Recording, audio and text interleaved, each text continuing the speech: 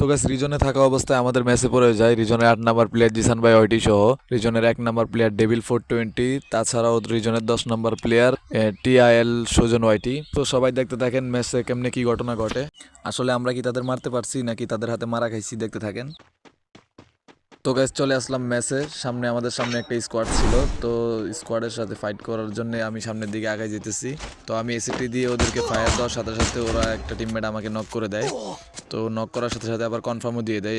এখানে একটা মজার কাহিনী কি, এখানে আমার টিমমেট যখন ফায়ার করে তখনই গাইস ফুল স্কোয়াড ওর উপরে রাশ করে দেয়। আর তারপরে ওকে নক করার পরে দেখেন কি করে এখানে।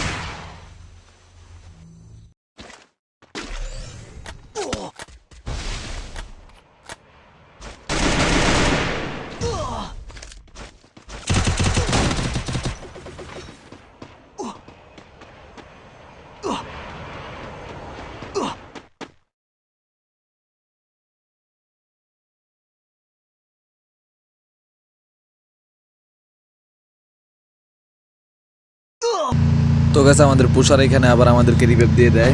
তো গাইস আবারও রিভাইভ পেয়ে হালকা পাতলা লোড করে সামনের দিকে আগাচ্ছি, তখনই দেখি আমার সামনে একটা প্লেয়ার। তো ফায়ার দিয়ে এটাকে নক করে দিই। তো গাইস ওকে কনফার্ম দিতে দিতে দেখি আবার সামনে দিয়ে ওর টিমমেটও চলে আসছে।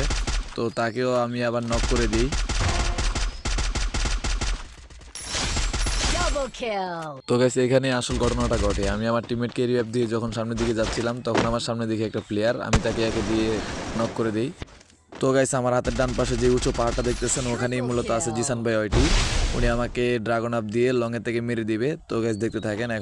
এখনই আমি অন্য একটা প্লেয়ারের সাথে ফাইট করার সময় জিসান ভাই ওয়াইটি আমাকে উপর থেকে মেরে দিবে।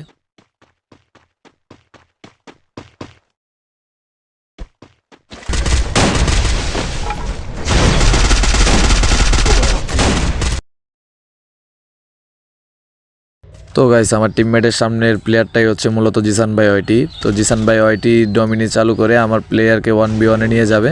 তো আমাদের কি কপাল, 1v1-এ যাওয়ার মাত্রই আমার প্লেয়ারের নেটে একটু প্রবলেম দিচ্ছে। তো আমাদের এখানে ওয়াইপ আউট হতে হলো।